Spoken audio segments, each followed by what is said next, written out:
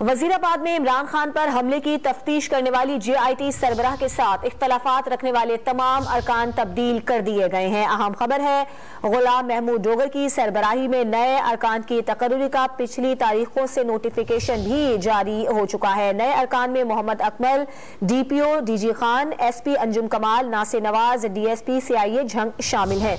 इस पर बात करेंगे डॉन न्यूज के नुमाइंदे वसीम रियाज से। वसीम, बताइएगा और कौन कौन से नए नाम शामिल हैं?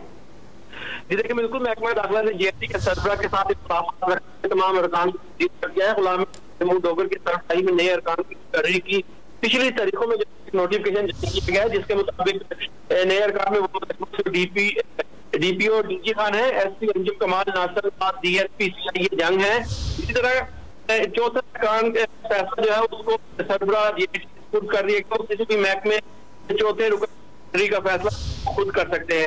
अरकान की तकर्री का नोटिफिकेशन जनवरी को जारी किया गया, पर JIT में इख्तलाफात सामने आने पर नए अरकान की तकर्री शुरू की गई। पुराने अरकान ने JIT के सरबराह की तफ्तीश और तरीकाकार पर, जिसके बाद तमाम अफसरान को तब्दील कर अब नए अफसरान को जो है नोटिफिकेशन जारी कर दिया और अब नए सारे मामले की तफ्तीश की जाएगी।